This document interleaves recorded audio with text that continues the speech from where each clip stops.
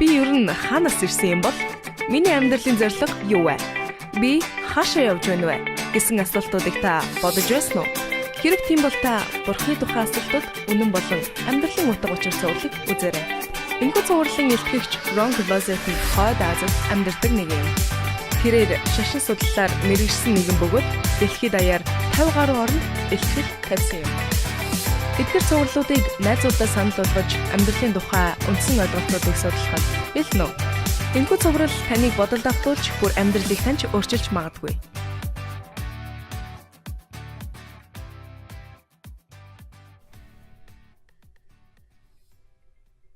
Амьдралын утга учир үнэн болоод Бурхны тухай асуултууд цувралд тавтаймаар байл. Намайг доктор Рон Closet гэдэг.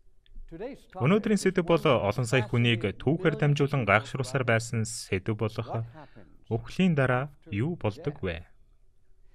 Энэхүү сэдэв яагаад тийм гайхшруулахаар байгаа шалтгааныг үнэндээ хэн ч мэдэхгүй. Хэдий зарим хүмүүс би үхээд буцаж амилсан гэж тунхагладаг боловч хэн ч нас бараад үхлээс амилж үүний тухай хэлж байгаагүй. Хэдий тэдгээр хүмүүс худал хэлэх гээгүй боловч өнөөдөр бид яагаад тэдгээр зүйлс худал вэ гэдгийг тухай олж мэдэх болно. Хүн бүртэл үхлийн дараа юу болох тухай ямар нэгэн таамаг байдаг. Хинду болон буддийн шашнуудад үхлийн дараа тэдгээр хүний мөн чанар болох сүнс нь өөр хэн нэгэн төрөлд оршин амьдардаг гэж итгэдэг. Бхагавад Гита бие махбодгүй сүнс нь хүний биед хүүхэд наснаас өвтөл нас хүртэл шилжин оршдгийн адил хүн өөхөх үед сүнс өөр биед шилждэг гэж хэлсэн байдаг. Зарим Христэд итгэгчид хүн үхлийн дараа Деважин там хоёрын дунд орших ариусгах газарт очиж өөрийн гин буруугаа намжилж эцэст нь Деважинд очдог гэж итгэдэг. Дорны шашнууд ч бас ижил итгэл бишрэлтэй байдаг. Христэд итгэгчид мөн Христэд итгэгч биш хүмүүс ч хүн үхсний дараагаар тамд очиж өөрийн нүглийн төлөөсийг төлж мөнхийн зовлон шаналл тарчлалд байх болно. Эсвэл Деважинд очно гэж итгэдэг. Мэдээж ихэнх хүмүүс нас барсныхаа дараа ямар ч зовлон шаналл байхгүй төгс газар болох Деважинд очно гэж итгэдэг. Яг л мөнхийн гайхамшигт амралт шиг. Тэдний гол санаа гэвэл тэдний ертөнцийг үзэх үзэл ямар ч байсан хамаагүй. Тэд хүнийг жинхнээсээ үхсэн гэдэгт итгэдэггүй. Харин үргэлжлүүлэн хэн нэгний дүрээр эсвэл хаа нэгтээ амьдарсаар байгаа гэж итгэдэг. Дэлхий дээр буй 100 хүн тутмын 99 нь хэрхэн үүнд итгэдэг юм бэ? Тэд хэрхэн ийм дүгнэлтэнд хүрв? Үүний тухай ярилцахад яг тохирсон газар бол Эхлэл ном. Бид Адам, Ева болон могоны тухай ярьсныг санаж байна уу? Бид хамгийн анх удаа могоо ярихыг сонссон. Тэрхүү могоо бол Сатан юм. Санаж байна уу? Тэрээр хуурам эхлэх зоригтой асуулт асуусан.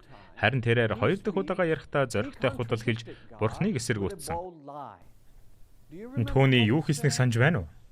Тэр Евад та нар ерөөсөө өөхөхгүй гэж хэлсэн.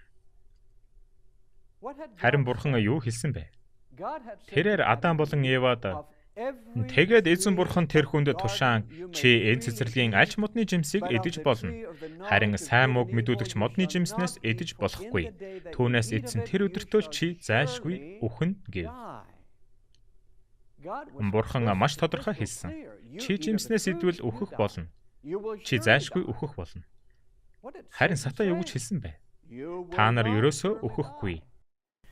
Адам, Ева жимсийг эзэн даруйдаад үхсэн.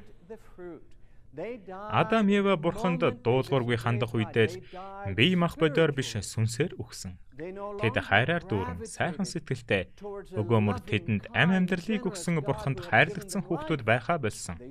Тэд амьдралын их усүрээс аажмаар холдож байгаагаа олж харав. Тэд Бурханаас нуугдсан. Тэгэхээр тэд яг л Бурханы хэлж байсан шиг сүнсний хувьд аль хэдийн өгсөн байсан. Бие махбодоор нас барахад тэдэнд 900 жил шаардагдсан. Тэд Бурханы гараар бүтээгдэх үедээ эрүүл мэнд, хүч чадалтай төгс бие махбодыг авсан байсан учраас тэд урт удаан амьдарсан. Гэхдээ сүнсний хувьд тэр дорол үгцгээсэн. Тэд Бурханаас холбоо тасарсан. Үүнийг ойлгох яагаад тийм чухал гэж Учир нь муу ёрын чөтгөр сайн мууг мэдүүлэгч модоор л хязгаарлагдсан байсан. Тэр Адам Евагийн араас явж чадахгүй байсан. Сатан Адам Еваг модонд ойртохыг хүлээсэн. Сатаанд тэднийг хуурах ганцхан боломж байгааг тэр мэдэж байсан. Хэрв Сатан бүтлгүйтгэх юм бол магадгүй тэд дахиж хизээч модонд ойртохгүй байх. Тийм учраас Сатан тэднийг хуурах маш ашигтай аргын тухай ахин дахин бодсоор л байсан. Чи үхэхгүй гэх Сатаны үг хамгийн ихний худал үг байсан. Энэ худал үгэнд дэлхий дээр буй бараг бүх хүн итгэсэн. Хэрв чи үхмөгц сүнс чин деважн руу явбал чи үхээгүй байна гэсэн учраас л тэр. Тиймээс могоон худал үг үнэхээр өр нөлөөтэй байсан. Энэ худал үг нь нэг соёл, нэг үндснээс бусад соёл, бусад үндснүүдэд тархсан. Жишээлбэл Египтчүүд сүнсний үхшгүй байдалд итгэдэг. Үхлийн дараа тэдний итгэдэг зүйл нь тэр. Фараон үхэх үед Египтчүүд түүний биеийг үхлийн дараах аялалд бэлдэн маш тансаг эд зүйлүүдтэй хамт түүний биеийг авсанд хийдэг. Тэрхүү авс могойгоор удирдуулсан байсан ба могой бол Египтчүүдийн амьдралын бэлэг тэмдэг. Тэр могой толгой дээр мөнхийн амьдралын бэлэгдэл болох бэлэг тэмдэгтэй. Тэгснээр фараон хизээч үхэхгүй байх юм. Өнөөдөр маш олон хүмүүс үүнтэй ижил зүйлийг хийдэг. Хүмүүс үхэхсдэд хоол үргэл барьц болгодог. Яагаад? Учир нь гэвэл хүмүүс тэднийг үхээгүй гэж боддог. Олон хүмүүс үхэхсдийн сүнснээс айдаг. Яагаад? Учир гэвэл хүмүүс тэднийг жинхнээсээ үхээгүй гэж боддог. Грекийн гүн ухаантан Платон, Сократ нар хоёрдмол үзлийг сургасан. Хүмүүс би нэг зүйл биш, харин мах бод ба сүнс гэсэн хоёр зүйл юм. Платон ийм заасан байдаг. Хүн өөхөх үед түүний сүнс нь түүнтэй хамт үхдэггүй. Тэгэхээр өрнийн энэхүү мөнхийн сүнсний тухай ойлголт мөн олшроод буй дорны хойд төрөл олж төрөх буюу үхэхсэд биш юм гэдэг ойлголт бараг хүн бүр итгэдэг. Гэвч энэ нь худал зүйл. Энэ хоёр үхлийн тухай Библи юу гэж хэлдэг вэ? Анхааралтай сонсоорой. Библи үүн дээр маш тодорхой ойлголтыг өгдөг. Эхлээд энэ дэлхийд амьдарч байсан хамгийн ухаантай нэгэн болох Соломон хааны бичээсүүдийг харцгаая. Номлогчийн үгс 9:5-6. Амьд байгсад нь үхэн гэдгээ мэддэг байтал үхэхсэд нь юу ч мэддэггүй аж. Цаашдаа тэдэнд шагналж байхгүй. Учир нь тэдний дурсамж мартагджээ. Тэдний хайр хорсол, атаажигтой хэдийн мөхөж, наран дор хийгддэг үйлсэд тэд цаашид үл оролцох болгоо.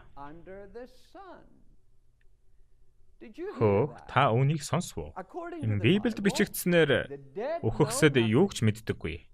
Тэд хамаатан саднуудаа мэдэхгүй, ирээдүйг мэдэхгүй. Тэд өвдөлт баяр хөөр, зовлон гээд бүр юу ч мэдэхгүй гэж байна. Тэдний хайр атаархал үзэн ядалт зэрэг нь өнгөрөн отсон. Тэд юу ч мэдэхгүй. Наран доор энэ дэлхийд тэдний хийж чадах зүйл гэж үгүй. Хайранд ч оролцохгүй. Бүр юунд ч. Соломон эдгээр үгсийг гарч нь юу хийхээр тэмүүлэн түүнийг бүхий л чадлаараа хийх тун. Учир нь чиний очих үхэхсдийн оронд мэргэн ухаан ажил үйлс бодох, сэтгэх гэдэг нь байхгүй. Энэ бүхэн маш ойлгомжтой. Чи юу хийхийг хүсэж байна? Яг одоо хий. Учир нь чиний очих тэр газар булшинд ямар ч амьдрал байхгүй. Тийм ээ, зарим нэгэнд энэ түүх үнэхээр эрсдэлтэй санагдаж байж магадгүй. Би мэдж байна. Гэхдээ түүнийг бүтнээр нь сонсох хүртлээр төр азнаарай. Библиэд үхлийн дараа юу болдог тухай өөр ямар нэгэн зүйл байгааг харцгаа. Олон хүмүүс хүний биед алагддаггүй буюу үхшгүй сүнс байгаа гэж итгэдэг тул үхлийн дараа амьдрал байгаа гэж үздэг. Ингэхдээ энэ үнэн биш. Хүний сүнс алагдаж бас үхэж болно.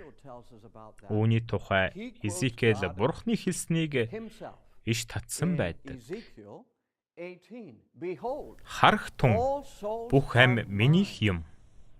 Эцгийн ам хөвгүний ам адилхан минийх юм. Нүглийг үйлдэгч ам үхэх болно. Тэгэхээр хүний сүнс үхэж болдог.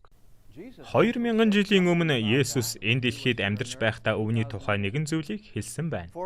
Хэн амиа аврахыг хүснэ тэр түүнийг алдна. Харин хэн миний төлөө амиа алдна тэр түүнийг олно. Учир нь хүн бүх ертөнцийг олж авсан ч амиа алдвал ямар ч ашиг байх билээ.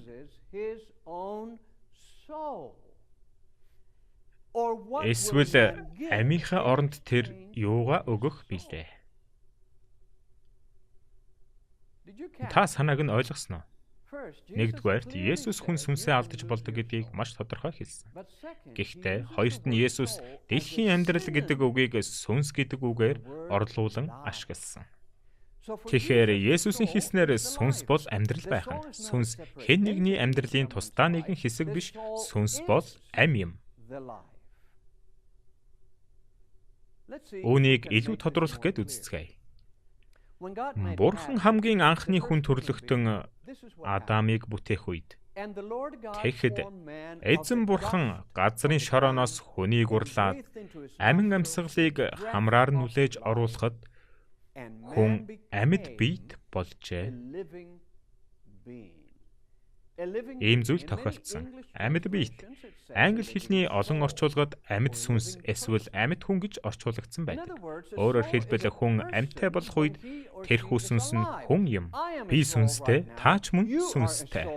Харин тэд өөхөх үед тэд сүнстэй байхаа болох юм. Адамын амьд биет болгох үедээ түүний амийг бий болгож буй процессыг анзаараарай.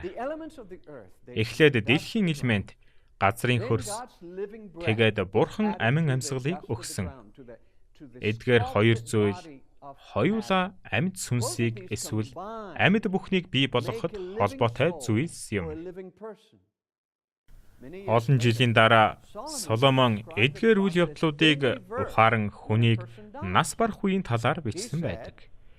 Тэгээд тоос нь урд байсан газар шороондоо буцаж ам амьсгаа үүнийг өгсөн бурхандаа буцах ажээ. Сүнс нь еврейгээр руах юм. Энэ нь сүнс амьсгал, салхи гэсэн утгатай ба аль наар нь орчуулсан болно. Бид амьд болох үед бурхнаас ам амьсгал өгөгдөж биднийг өөхөх үед бурханд буцдаг байх нь. Хүн нас барсны дараагаар шатаагдж эсвэл чандарлагдж тухайн хүний сүнс эсвэл бие махбод нь эргээд газрын хөрсөндөө шингэдэг. Амьсгал гэх үг нь сүнс гэх үгтэй ижил. Бидний амьсгал ихэнд хэн үүнийг бидэнд өгсөний адилаар эргээд түүнд очдог. Та Библийн хаанаас ч хүн үхснийхээ дараа сансар окторгүй юм уу эсвэл өөр нэгэн газар амьдардаг гэсэн зүйлсийг олж уншиж чадахгүй. Хүн үхээд булшинд орох үедээ ч юуг ч мэдрэхгүй, юуг ч мэдэхгүй. Энгийнээр хэлбэл зүгээр л оршихоо болж байна гэсэн үг. Хамгийн энгийн жишээ гэвэл гэрлийн ламп. Ламп зөвхөн гэрлийг асаах их үүсвэртэй холбогдсон үедээ л гэрлийг өгдөг. Хэрв лампыг их үүсвэртэй холбовол ламп гэрэлтэнэ. Харин их үүсвэрээс салгуул энэ гэрэл үхэх болно. Энэ жишээ үхэлтэй ижил зүйл. Эрчим хүчний их үүсвэр болох Бурхны биднээс амийг маань буцааж авах үед бид нас бардаг. Бид амьд байхаа болдог. Ийм л энгийн. Одоо үүнийг сонсоод эргэлзээд сууж байгаа нэгнээс илүүтэй би төсөөлж чадна. Хайртай хүмүүстэй ярилцуулахаар үхсдийн сүнсийг авчирдаг бөөгийн тухайд яах вэ? Үхсэн хүмүүсийн сүнс. Бас зомби. Эдгээр нь хариулт хэрэгтэй асуултууд юм. Юуны өмнө нэг зүйлийг тодруулъя. Амьд байгаа бүхний оршин байх цорын ганц арга бол Бурхан тэдэнд амьдралыг өгч байгаа явдал юм. Хүчрхэг сатан болоод бузар муугийн сүнснүүд бас тэнгэр элчүүд болоод энэ ертөнцид оршиж буй хинч өөрийн амьдралаа удирддаггүй. Тэд бүгд Бурханаас өгөгдсөн амь амьдралтай ба Бурхан хүсвэл хизээд тэдний амьдралыг эцэслэж чадна. Яагаад? Яагаад гэвэл тэр амьдралын их үүсвэр учраас. Юмс болоод хүн төрлөختөн Бурхан оршиж байгаа учраас л оршиж байдаг. Есүс амьлал ба ам бол би байгаа юм. Надад итгэдэг нь өхөвч амьлна гэсэн байдаг. Тэр эдгээр үгсээрээ дахин амьлаж чадна гэсэн утга илэрхийлдэг. Есүс хизээ үнийг хэлж байсныг та мэдэх үү? Ах нар нь өнгөрсөн тэр 7 хоногт Есүс Мартатай ярьж байх зуура үүнийг хэлсэн юм. Ингээвч хэсэг хугацааны дараа үхсэн байсан Лазарын Есүс дахин амьлсан. Тиймээс Есүс бол амь. Тэр хүмүүнд амьдралыг өгд. Хүмүүс өөрсдөө амьдралаа удирддаггүй юм аа. Тэд амьдралыг удирддаг Бурханаас бүрэн хамааралтай байдаг. Илч Паул бидний эзэн Есүс Христийг үзэгдэх хүртэл чи тушаалыг алдаагүй. Өөсөвгүй сах. Ерөөлт бөгөөд цор ганц химжээшгүй эрхт хаадын хаан эзэн эзэн цагт нь үүнийг харуулна. Түүнд ганцааранд нь үхшгүй мөнх буй юм. Паулын хэлснээр ганцаар нэгэн үхшгүй мөнх гэв. Хүн төрлөختөн тэнгэр элчис эсвэл муу ёрын чөтгөрүүд биш харин Бурхан Есүс мөнх юм. Зөвхөн Бурхан л мөнхөд оршсоор ирсэн амьдралтай нэгэн. Зөвхөн Бурхан л үхшгүй мөнх. Өөр хинч үхшгүй мөнх биш. Хинч үхсний дараагаар сүнстэйгээ байдаггүй. Зөвхөн Бурхан л үхсдэд амь өгч чадна. Библи үүнийг дахин амьлалт гэж нэрэлдэг. За ойлгомжтой байна, тийм үү? Зөвхөн Бурхан л мөнхийн амьдралтай. Бурханаас өгөгдсөн тэр амьдралыг бид зээлж авсан. Муу ёрын чөтгөр яагаад энэ тухай худал хэлснийг та одоо ойлгож байна уу?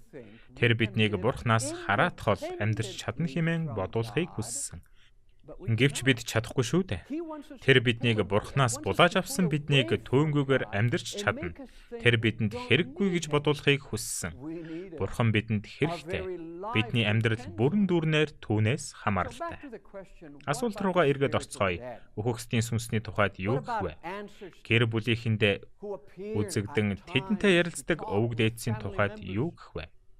Энэ бүхнийг харахад үхлийн дараа үнэхээр амьдрал байдаг юм шиг харагдаж байна. Надад танд хэлэх таныг алмайруулах мэдээ байна. Гэр бүлийнхэнтэй үзэгдэн тэдэнтэй ярилцдаг өвөг дээдс бол тэдний өвөг дээдэс нь биш. Түүний өвөг дээдс булшиндаа байгаа. Тэд аль хэдийн өвчсөн учраас булшнаасаа гарч чадахгүй шүү дээ. Тэр үзэгдээд буй өвөг дээдсүүд бол хүний дүрд хувилсан муу ёрын сүнснүүд юм.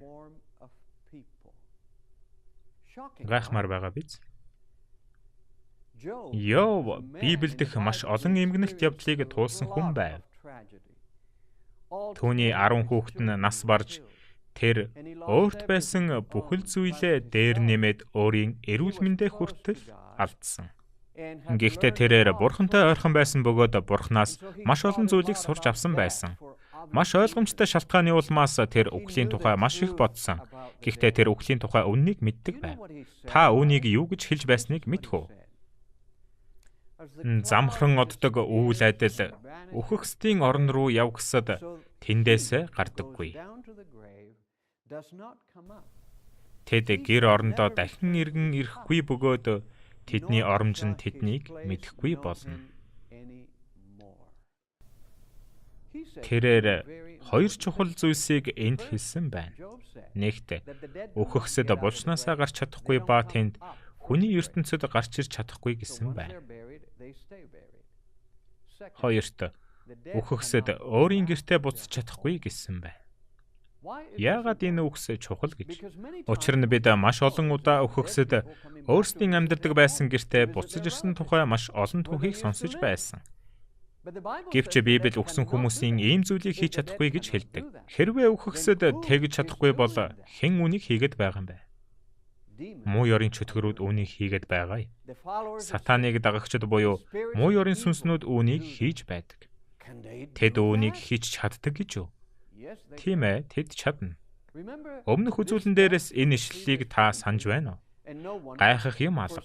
Сатан хүртэл өөрийгөө гэрлийн тэнгэрэлч болгон хувиргадаг. Тиймээс хэрв түүний үйлчлэл бас өөрсдийгөө зөвхт байдлын үйлчлэгчд болгож хувиргах аваас энэ нь гайхмаар юм биш. Хөөх. Тэгэхээр муу ёрийн сүнснүүд хүмүүрт тэдний аав эгч, тэдний ах, тэдний өвөө, хажуу хаалганых нь нас барсан хөрш, тэгээд бүр Христийн пастор шиг бас хэний ч дүрээр харагдах чадвартай. Тэдгээр муу ёрийн сүнснүүд танил сүнснүүд гэж нэрлэгддэг. Учир нь тэд танд таны гэр бүлийн гишүүдийн дүрээр үзэгддэг. Бурхан Израильчуудыг Египтээс гаргах үед тэдний муу ёрийн сүнс Египтийн бурхны дүрээр маш олон жилийн хугацаанд худал ярьж байсныг Бурхан тэд хий үзэгдэлд дассан байсан. Гэхдээ Бурхан тэдэнд сүнс дуудагчд руу бүү эрг, мэрэг төлөгчдийг бүү ирж хай. Тэднэр бүү бузарлагд. Та нарын Бурхан эзэн бий. Энд үнэхээр чухалчлан хэлсэн байна. Мэрэг төлөгчдийг ирж хайсан хинч өөхөх ёстой гэж Бурхан хэлж байна. Сүнс дуудагч болон мэрэг төлөгч эрэмхэн гарцаагүй алуулах ёстой. Тэднийг чулуугаар чулуудах ёстой. Тэд өөрсдийн цусыг өөрсдөө хариуцна гэж хэлэх тун гэв. Хөөх. Яагаад ийм эрс шийдэмгий үйлдэл гэж? Яагаад гэвэл худал хуурмаг бусдыг сатаныг дагах суурил руу хөтөлдөг. Тийм хүчтэй. Би харанхуйн сувг болж амьд хүмүүстэй үхэгсдийн дүр үзүүлж ярилцдаг Монгол болон Япон улсын хэд хэдэн бөөг санаж байна. Тэднийг сатан удирдах байдаг. Тиймэрхүү зүйлсээс хол байгаарай. Хэрвээ таны нас барсан ямар нэгэн өвөг дээдэс чинь тантай ярилцах гэж оролдвол тэдэнд ингэж хэлээрэй. Манай хамаатнууд өөрсдийн булшиндаа тайван орсиж байгааг би мэднэ. Библи ингэж заадаг. Чи бол муу ёрийн сүнс. Чамайг яг одоо энэ газрыг орхиж, ахиж надад хизээч бүү үзэгд гэж би Есүсийн нэрээр чамд тушааж байна. Тэгвэл тэр сүнс чамайг орхино. Есүсийн нэрээр гэж хэлэхээ бүү мартаарай. Тэр үгэнд гол хүч биш шүү дээ. Библиэд үхлийг 50 гаруй удаа унтах хэмээн бичсэн байдаг. Орой болгон унтахаар орондоо ордог процесс биш гэдэг нь ойлгомжтой байна. Гэхдээ тарих ажиллахгүй, амьсгал үгүй, зүрх ажиллахгүй бусдаар бол үхэл яг л унтаж байгаатай адил. Бид оршин тогтнохоо болдог. Бурхан бидэнд дахин ам өгөх, дахин амлалт хүртэл нас баралт нь үхлийн унталт байх болно. Дуулал номноос Эзэн Бурхан минь тунгаан бодож надад хариу өгөөч, нүдийг минь нээгэж, эсвэл би үхлээр нойрсон. Нэгэн удаа Есүсийн тухай мэддэг эгч дүү хоёр ах нь хүн дээр өвдсөн гих яралтай мэдээг Есүст хэлсэн. Тэд Есүсийг шуудхан ирнэ хэмээн хүлээж байсан. Гэвч Есүс тэгээгүй. Тэгээд тэдний ах болох Лазар амьсгал хураав. Есүсийн найз Лазар өөхөх үед Есүс нэгэн зүйлийг сурснаа ийн хэлсэн байдаг. Бидний найз Лазар унтаж байгаа боловч би түүнийг сэрэх болно. Тэрээр үхлийг унталт гэж хэлснийг анзаараарай. Гэхдээ түүний шавнаар үүнийг буруугаар ойлгосон. Харин тэд түүнийг унтаж амрах тухай ярьж байна гэж боджээ. Тэгтэл Есүс тэдэнд шуудхан Лазар үхсэн гэв. Библи бидэнд Есүс Лазарын булш руу явсан тухай хэлж өгдөг. Лазар нас бараад аль хэдийн 4 хоног байлаа. Тэгээд Есүс "Лазар, гараад ир" гэж хашгирав. Талигаач гар хөл нь оршуулгын боолтоор боолттой нүүр нь алчуураар ороолттой чигээрээ гарч ирэв. Есүс тэдэнд тайлж түүнийг явуул гэв. Хөөх, гайхалтай биш гэж үү? Та ийм зүйл хийж чадах уу? Бидний хэн ч ийм зүйл хийж чадахгүй. Зөвхөн Бурхан л ийм зүйл хийж чадна. Та Есүс юу гэж хэлснийг сонсов уу? Тэр гараад ир гэж хэлсэн. Бас тэр Лазарыг тамд юм уу эсвэл дэважинд биш булшиндаа байгаа л гэж найдаж байсан. Есүс буугаад ир эсвэл дээш гараад ир гэж хэлээгүй. Харин Есүс гараад ир гэж хэлсэн. Библиэд тун удахгүй нэг л өдөр дэлхийн түүхийн туршид нас барсан сая хүнийг Есүс дахин амьлуулна гэж хэлдэг. Хизээ юм бэ? Есүсийг буцаж ирэх үед Есүс үүнд бүү гайхах тун. Учир нь булшинд байгчид бүгдээрээ түүний дууг сонсон гарч ирэх цаг ирж байна. Сайныг үйлцэн нь амийн амьлалд муу муухайг үйлцэн нь ялын амьлалд байх болно. Хэмээн хэлсэн байдаг. Бид үүний тухай дараагийн удаа ярих болно. Гэхдээ би хоёр зүйлийг дурдмаар байна. Хэр их хүн дахин амьлуулагдах юм бэ? Тэр хэлэхдээ булшинд буй бүх хүн гэж хэлсэн. Хүн бүрүү? Харин хоёрдугаарт хоёр төрлийн дахин амьлуулалт байгааг анзаараарай. Нэг нь амьдралын дахин амьлуулалт. Харин нөгөө нь буруутгалын дахин амьлал. Бид энэ тухай дараагийн үзүүлэнгээр судлах болно. Мэдээж бид бүгд анхны амьдралын дахин амьлалтад байхыг хүснэ. Нэгэн гайхалтай амьлалтыг сонсоод үзээрэй. Хайртай нэгнээ алдаж уй гашууд автсан хүмүүст хандан ийхүү хэлсэн байдаг.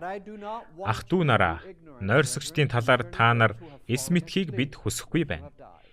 Эс бөгөөс та нар найдваргүйчүүдийн адил уй гашуудах вэ. Учир нь бид Есүс өгсөн бөгөөд амьлсанд итгэдэг агаад Есүсээр нойрсогчдыг Бурхны түүний хамт тийхүү авчирна. Бид үүнийг эзэн үгээр та нарт хэлье. Эзний гэртэл амьд үлдсэн бид нойрсогчдын өмнө орохгүй. Учир нь эзэн өөрөө тушаалын тухай тэргүүн тэнгэрчлийн дуу ба Бурхны бүрээнээр тэнгэрээс бууж ирнэ. Тэгээд Христ дотор үхэгсэд эхлээд амьлна. Энэ бол эхний амьлалт.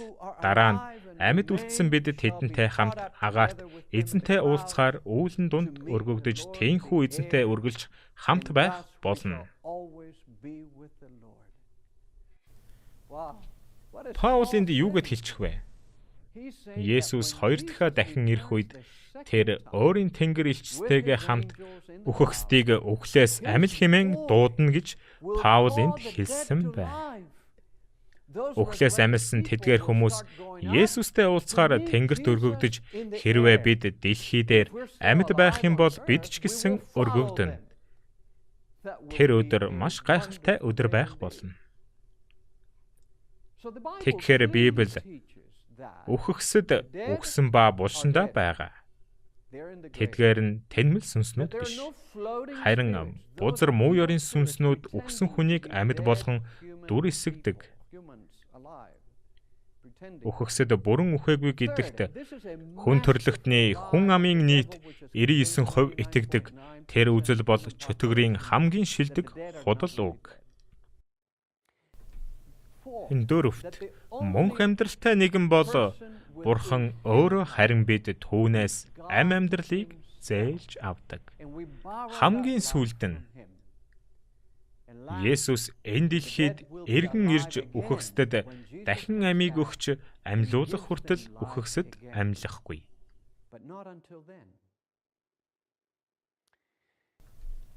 Одоо та магадгүй гайхаж байгаа. Миний хайртай нэгэн аимшигтай үхлээр үхсэн шүү дээ. Тэд ослоор өөд болцгоосон. Эсвэл хорт хавдраар үхсэн. Тэд нар үнэхээр нас барсан үе шигэ дахин амьлна гэж үү? Миний аав хэдэн жилийн өмнө хорт хавдраар нас барсан. 3 сар л амьд явсан.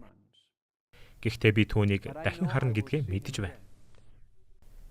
Танд дуулгах сайхан мэдээ байна. Илч Паулын хэлснийг сонсоорой. Гэхдээ хэн нэгэн үхэгсэд яаж амьлуулдаг вэ? Тэд ямархуу биетэй ирэх вэ? гэж асууж магадгүй юм. Харах тун би та нарт нэг нууцыг хэлье. Бид бүгдээрээ нойрсохгүй, харин бүгдээрээ өөрчлөгдөх. Ингэхдээ нүд ирэмхийн зуур хизээ нэг агшинд сүүлчийн бүрээнээр юм. Сүүлчийн бүрээ бол хоёр дахь эргэлтийн тунхаг юм. Учир нь бүрээ дуугарч үхэгсэд үл муутахаар амьлуулагдаж бид өөрчлөгдөнө. Учир нь муутах нь үл муутахыг өмсөх ёстой бөгөөд үхдэг нь үхшгүйг өмсөх ёстой. Энэхүү муутах нь үл муутахыг өмсөж үхдэг нь үхшгүйг өмсөх үед үхэл ялалтад залгигдлаа гэж бичигдсэн үг биелнэ. Та үүнийг сонсов уу? Бид дахин амьлуулагдах үед бидэнд өвддөггүй, хөгшөрдөггүй, ялзарч мууддаггүй үл муудах бие өгөгдөн гэж хэлсэн байна шүү. Би үсээ буцааж авах нь байна шүү. Тэр л үед Бурхан бидэнд мөнхийн бие махбодыг өгөх болно. Гайхалтай. Би үнэхээр догдолж байна. Харин та догдолж байна уу? Та ч гэсэн баярлаж байгаа гэж би найдаж байна. Бурхан бидэнд үнэхээр их хайртай. Тэрээр биднийг түүнтэй хамт мөнхөд амьдрахад бэлэн байгаасай гэж хүсдэг. Тэр удахгүй ирэх болно. Энэ дэлхий дээрх бүхий л нууцлаг зүйлсийн төгсгөл ирэх болно. Бид өөрсдийн үл муудах шин бие махбодтой Бурханы алдарт түүнтэй хамт үрд байх болно. Өнөөдрийн хувьд таныг би энэ бодолтой цугулдая. Гэхдээ би ахин нэг зүйлийг хиймээр байна. Үүнийг үзэж байгаа хүмүүр Бурханд хандан надтай хамт богинохон залбирал хийгээсэй гэж би хүсэж байна. Залбирцгаая. Гайхалтай Тэнгэрлэг эцэг минь, үхлийн дараа юу болдог тухай бичээсээрээ дамжуулан маш ойлгомжтой заасанд тань баярлалаа. Биднээс биш, танаас амьдрал ирдэг гэдэг үннийг өгсөнд баярлалаа. Хүн бүрийн амьдралыг өгөхөөр та дахин ирнэ гэдэгт үннээрээ биднийг зоригжуулж байгаад тань талархлаа. Бид хамгийн анхны амьлалтанд багтаасаа хэмээн эрхэм Есүсийн нэрээр залбирлаа. Амен. Өнөөдөр бидэнтэй хамт байсан та бүхэндээ баярлалаа. Дараагийн удаа бид уулзах үед бидний асуулт бузар муу хизээ бас хэрхэн төгсөх вэ байх болно. Дараа уулзтлаа. Түр баяртай.